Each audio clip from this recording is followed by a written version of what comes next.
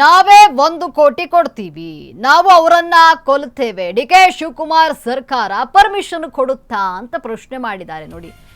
ಮೃತ ಆಂಥೋನಿ ಸ್ವಾಮಿ ಅಕ್ಕ ಮರಿಯಾ ಈಗ ಈ ರೀತಿ ಹೇಳಿಕೆ ನೀಡುವಂತಂದ್ರೆ ನಾವೇ 1 ಕೋಟಿ ಕೊಡ್ತೀವಿ, ನಾವು ಅವ್ರನ್ನ ಕೊಲ್ತೀವಿ, ಇದಕ್ಕೆ ಡಿಕೆ ಶಿವಕುಮಾರ್ ಸರ್ಕಾರ ಒಪ್ಪಿಗೆ ನೀಡುತ್ತಾ, ಪರ್ಮಿಷನ್ ಕೊಡುತ್ತಾ ಅಂತ ಹೇಳಿ ಪ್ರಶ್ನೆ ಮಾಡಿದ್ದಾರೆ. ಮೃತ ಆಂಥೋನಿ ಸ್ವಾಮಿ ಅಕ್ಕ ಮರಿಯಾ ಮೊದಲೇನ ಆಕ್ರೋಶವನ್ನ ವ್ಯಕ್ತಪಡಿಸಿದ್ದಾರೆ. ಚಾಮರಾಜನಗರದಲ್ಲಿ ಏನು 3 ಶೂಟೌಟ್ ನಡೀತು ಪ್ರಕರಣ, ಅದಕ್ಕೆ ಸಂಬಂಧಪಟ್ಟಂತೆ ಈಗ ಈ ರೀತಿ ಹೇಳಿಕೆ ನೀಡುವಂಥದ್ದು. ಸರ್ಕಾರದ 5 ಲಕ್ಷ ಪರಿಹಾರಕ್ಕೆ ಕುಟುಂಬಸ್ಥರು ಆಕ್ರೋಶವನ್ನ ವ್ಯಕ್ತಪಡಿಸಿದ್ದಾರೆ. ನಾವು ಅವರನ್ನ ಕೊಲ್ತೇವೆ, 1 ಕೋಟಿ ಪರಿಹಾರವನ್ನು ಕೊಡ್ತೀವಿ, ಇದಕ್ಕೆ ಸರ್ಕಾರ ಪರ್ಮಿಷನ್ ಕೊಡುತ್ತಾ, ನಮಗೆ ಕೊಲ್ಲುವ ಅಧಿಕಾರ ಕೊಡುತ್ತಾ ರಾಜ್ಯ ಸರ್ಕಾರ, ನಾವೇ 1 ಕೋಟಿ ಕೊಡ್ತೀವಿ ಅವರನ್ನು ಸಾಯಿಸಿ ಅಂತ, ಕೊಂದವರು ಇಲ್ಲಿಗೆ ಬರಬೇಕು, ಯಾರು ಅಂತ ತಿಳಿಯಬೇಕು, ಯಾರು ಶೂಟೌಟ್ ಮಾಡಿದ್ದಾರೆ ಅವ್ರು ಯಾರಂತ ಗೊತ್ತಾಗಬೇಕು, ಅಲ್ಲಿವರೆಗೂ ಕೂಡ ಮರಣೋತ್ತರ ಪರೀಕ್ಷೆನ ಮಾಡಲು ಬಿಡಲ್ಲ ಅಂತ ಪಟ್ಟು ಹಿಡಿದಿದ್ದಾರೆ ನೋಡಿ. ಏನು ಚಾಮರಾಜನಗರದಲ್ಲಿ ಶೂಟೌಟ್ ಪ್ರಕರಣ ಏನು ನಡೀತು, ಆ ಪ್ರಕರಣಕ್ಕೆ ಸಂಬಂಧಪಟ್ಟಂತೆ ಈಗ ಟ್ವಿಸ್ಟ್ಗಳಾಗ್ತಾ ಇರುವಂಥದ್ದು. ಅಂದರೆ ಏನು ಮರಣೋತ್ತರ ಪರೀಕ್ಷೆ ಮಾಡೋದಿಕ್ಕೆ ಬಿಡಲ್ಲ, ಯಾರು ಶೂಟೌಟ್ ಮಾಡಿದ್ರು ಅವ್ರು ಯಾರು ಅಂತ ಗೊತ್ತಾಗಬೇಕು, ಅವರು ಸ್ಥಳಕ್ಕೆ ಬರಬೇಕು ಅಂತ ಹೇಳಿ ಕುಟುಂಬಸ್ಥರು ಆಗ್ರಹಿಸಿದ್ದಾರೆ. ನ್ಯಾಯ ಅಂದ್ರೆ ಎಲ್ಲರಿಗೂ ಒಂದೇ ತರ ನ್ಯಾಯ ಅಂತ ಬ್ರಿಟಿಷ್ ಅಂತೆ ರೈತರನ್ನ ಲೂಟಿ ಮಾಡ್ತಿರುವಂತ ಅಧಿಕಾರಿಗಳು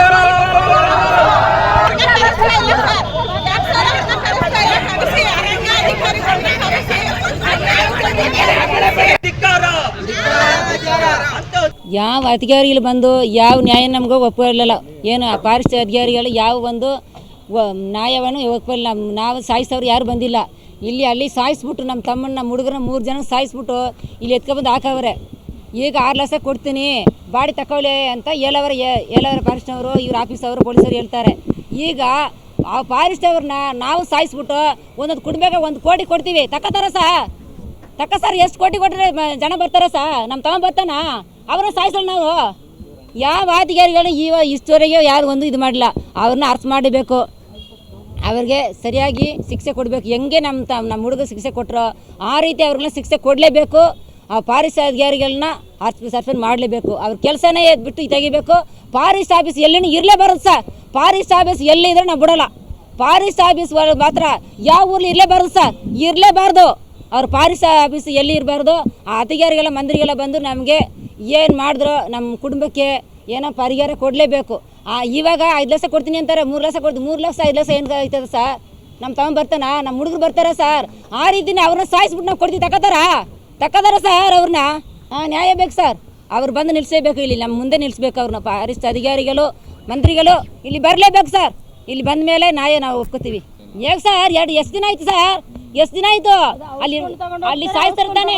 ಅಲ್ಲಿ ಇದು ಅನ್ನೂರಲ್ಲಿ ಇಲ್ವಾ? ಅನ್ನೂರು ಆಫೀಸ್ ಅದೇ, ಅನ್ನೂರಲ್ಲಿ ಕೊಳೆಯಲ್ಲ ಪೊಲೀಸ್ ಸ್ಟೇಷನ್ ಅದೇ, ಕೊಳೆಯಲ್ಲ ಆಸ್ಪತ್ರೆ ಅದೇ. ಇಲ್ಲಿ ಎತ್ಕೊಬಂದು ಹಾಕೋರು ಯಾರಿಗೂ ಒಂದು ಮಾತನ್ನ ಹೇಳಿಲ್ಲ, ಕಾಣಿಸ್ತಾನೆ ಇಲ್ಲ. ಬೆಳಗ್ಗೆ 10 ಗಂಟೆಲಿ 10:10ವರೆಗೆ ತೋರಿಸ್ರು. ನೆನ್ನೆ ಬಂದು ತೋರಿಸಿಲ್ಲ, ಮಕ್ಕಳನ್ನ ತೋರಿಸ್ತೀವಿ ಕಾಣಿಸಿ. ನೆನ್ನೆ ತೋರಿಸಿಲ್ಲ, ನೆನ್ನೆ ತೋರಿಸಿಲ್ಲ ಸರ್. ರಾತ್ರಿ 11 ಗಂಟೆ 11:30 ಸಣ್ಣ ಮಕ್ಕಳನ್ನ ಬಿಟ್ಬಿಟ್ಟು ಅವ್ರ ಮನೇಲಿ ಒಬ್ಬರಿಗೆ ಈ ರೀತಿ ಏನೋ ಆದರೆ ಬಿಡ್ತಾರ ಸರ್ ಅವ್ರನ್ನ? ನಾವು ಯಾರು ರೈತ. ಈ ಬಗ್ಗೆ ಮತ್ತಷ್ಟು ಮಾಹಿತಿಯನ್ನು ನೀಡಲು ನಮ್ಮ ಪ್ರತಿನಿಧಿ ಸಂದೀಪ್ ದೂರವಾಣಿ ಸಂಪರ್ಕದಲ್ಲಿದ್ದಾರೆ. ಸಂದೀಪ್, ಏನು ಚಾಮರಾಜನಗರದ ಶೂಟೌಟ್ ಪ್ರಕರಣಕ್ಕೆ ಟ್ವಿಸ್ಟ್ಗಳು ಸಿಗ್ತಾ ಇರುವಂಥದ್ದು ಅಂದರೆ ನಾವೇ ಯಾರು ಶೂಟೌಟ್ ಮಾಡಿದ್ದಾರೆ ಅವರನ್ನ ಕೊಲ್ತೀವಿ, ಸರ್ಕಾರ ಅದಕ್ಕೆ ಪರ್ಮಿಷನ್ ಕೊಡುತ್ತಾ, ಅವ್ರಿಗೆ 1 ಕೋಟಿ ಪರಿಹಾರ ನಾವು ಕೊಡ್ತೀವಿ ಅಂತ ಕುಟುಂಬಸ್ಥರು ಹೇಳ್ತಾ ಇರುವಂಥದ್ದು. ಈ ಬಗ್ಗೆ ಹೆಚ್ಚಿನ ಅಪ್ಡೇಟ್ಸ್ ಏನಿದೆ? ಖಂಡಿತವಾಗೂ ಲಕ್ಷ್ಮಿ, ಚಾಮರಾಜನಗರದ ಶೂಟೌಟ್ ಪ್ರಕರಣ ದೊಡ್ಡ ಮಟ್ಟದ ತಿರುವುಗಳ ಮೇಲೆ ತಿರುವುಗಳನ್ನ ತೆಗೆದುಕೊಳ್ತಾ ಇರ್ತಕ್ಕಂಥದ್ದು. ಈಗಾಗಲೇ ಸರ್ಕಾರ ಮೃತರ ಕುಟುಂಬಸ್ಥರ ಮನವೊಲಿಸಿ ಮೃತರ ಮರಣೋತ್ತರ ಪರೀಕ್ಷೆಯನ್ನು ನಡೆಸಿ ಅವರ ಅಂತ್ಯಕ್ರಿಯೆ ನಡೆಸಲಿಕ್ಕೆ ಸಾಕಷ್ಟು ಇಲ್ಲ ಸಲ್ಲದ ಪ್ರಯತ್ನಗಳನ್ನೆಲ್ಲವೂ ಕೂಡ ಮಾಡ್ತಾ ಇದೆ. ಎಲ್ಲೋ ಒಂದು ಕಡೆ ಮೃತರ ಕುಟುಂಬಸ್ಥರು ಮಾತ್ರ ಪಟ್ಟು ಬೀಳದೆ ಅವರ 3 ಬೇಡಿಕೆಗಳೇನಿದ್ದೇವೆ ಅವರಿಗೆ ಅದನ್ನ ಆಗಲೇಬೇಕು ಅನ್ನುವಂತಹ ಆಗ್ರಹವನ್ನು ವ್ಯಕ್ತಪಡಿಸ್ತಾ ಇರ್ತಕ್ಕಂಥದ್ದು. ಈಗಾಗಲೇ ಸರ್ಕಾರ ಒಂದು 5 ಲಕ್ಷ ರೂಪಾಯಿನ ತಲಾ ಪರಿಹಾರವನ್ನು ಕೊಡೋದಾಗಿ ಕೂಡ ಘೋಷಣೆ ಮಾಡಿರ್ತಕ್ಕಂಥದ್ದು. ಇದು ಈ ವಿಚಾರಕ್ಕೆ ಮೃತರ ಸಂಬಂಧಿಕರು ಸಾಕಷ್ಟು ಆಕ್ರೋಶವನ್ನು ಕೂಡ ವ್ಯಕ್ತಪಡಿಸಿರ್ತಕ್ಕಂಥದ್ದು. ಸರ್ಕಾರದ 5 ಲಕ್ಷದ ಬದಲಾಗಿ ನಾವೇ 1 ಕೋಟಿ ರೂಪಾಯಿಯನ್ನ ಕೊಡ್ತೇವೆ, ಶೂಟೌಟ್ ಮಾಡಿದ್ರನ್ನ ತಂದು ನಮಗೆ ಒಪ್ಪಿಸಿ ನಾವು ಅವ್ರನ್ನ ಕೊಲೆ ಮಾಡ್ತೇವೆ, ಇದಕ್ಕೆ ಸರ್ಕಾರ ಒಪ್ಪುತ್ತಾ ಅನ್ನುವಂತ ಪ್ರಶ್ನೆಗಳನ್ನ ಮಾಧ್ಯಮದ ಮೂಲಕ ಮಾಧ್ಯಮದ ಮೂಲಕ ಸರ್ಕಾರಕ್ಕೆ ಕೂಡ ಮರುಪ್ರಶ್ನೆಯನ್ನ ಹಾಕಿರ್ತಕ್ಕಂತಹದ್ದು. ಒಟ್ಟಾರೆಯಾಗಿ ಈಗ ಸಾಕಷ್ಟು ದೊಡ್ಡ ಮಟ್ಟದ ತಿರುವುಗಳನ್ನ ಈ ಒಂದು ಪ್ರಕರಣ ಪಡ್ಕೊಳ್ತಾ ಇದೆ. ಇಷ್ಟೆಲ್ಲ ಆದ್ರೂ ಕೂಡ ಘಟನೆ ನಡೆದು ಸುಮಾರು 26 ಗಂಟೆಗಳಿಗೂ ಹೆಚ್ಚಿನ ಸಮಯ ಆಗಿದೆ. ಇಲ್ಲಿವರೆಗೂ ಕೂಡ ಈ ಒಂದು ಶೂಟೌಟ್ ಪ್ರಕರಣಕ್ಕೆ ನಿರ್ದಿಷ್ಟವಾದಂತಹ ಸತ್ಯಾಸತ್ಯತೆ ಬೆಳಕಿಗೆ ಬಂದಿಲ್ಲ. ಎಲ್ಲೋ ಒಂದು ಕಡೆ ಏನು ಇದಕ್ಕೆ ಉತ್ತರವನ್ನ ಕೊಡಬೇಕಾಗಿದ್ದಂತಹ ಅರಣ್ಯ ಇಲಾಖೆಯ ಅಧಿಕಾರಿಗಳು ಕೂಡ ಇನ್ನೂ ಕೂಡ ಯಾರ ಸಂಪರ್ಕಕ್ಕೂ ಬರ್ತಾ ಇಲ್ಲ. ಎಲ್ಲೋ ಒಂದು ಕಡೆ ಅರಣ್ಯ ಸಚಿವರು ಮಾಹಿತಿಗಳನ್ನ ಕೊಡ್ತಾ ಇದ್ದಾರೆ. ಹೊರತುಪಡಿಸಿ ಈ ಸ್ಥಳೀಯ ಮಟ್ಟದಲ್ಲಿ DCF ಆಗ್ಲಿ ACF ಆಗ್ಲಿ ಕೂಡ ಈ ಘಟನೆಯ ಸತ್ಯಾಸತ್ಯತೆ ಕುರಿತು ಯಾವುದೇ ಕೂಡ ಒಂದು ಮಾಹಿತಿಯನ್ನು ಕೂಡ ಬಿಚ್ಚಿಡ್ತಾ ಇಲ್ಲ. ಏನು ಮತ್ತೊಂದೆಡೆಯಲ್ಲಿ ಮೃತರ ಕುಟುಂಬಸ್ಥರ ಆಕ್ರೋಶದ ಕಟ್ಟೆ ಕೂಡ ಹೊಡೆದಿರ್ತಕ್ಕಂಥದ್ದು. ಮನ್ನೂರಿನಲ್ಲೂ ಕೂಡ ಸಾಕಷ್ಟು ದೊಡ್ಡ ಮಟ್ಟದ ಪ್ರತಿಭಟನೆಗಳಾಗ್ತಿವೆ. ಪೊಲೀಸರನ್ನೇ ಕೂಡ ತಳ್ಳಾಟ ನೂಕಾಟ ಮಾಡುವಂತ ನಿಟ್ಟಿನಲ್ಲಿ ಪ್ರತಿಭಟನಾಕಾರರು ಮುಂದಾಗ್ತಾ ಇದ್ದಾರೆ. ಇದು ಯಾವ ಮಟ್ಟಕ್ಕೆ ಹೋಗಿ ತಲುಪುತ್ತೆ ಅನ್ನುವಂಥದ್ದನ್ನ ಕಾದಷ್ಟೇ ನೋಡ್ಬೇಕಾಗಿದೆ ಲಕ್ಷ್ಮಿ. ಧನ್ಯವಾದ ಸಂದೀಪ್ ನಿಮ್ಮೆಲ್ಲ ಮಾಹಿತಿಗಾಗಿ.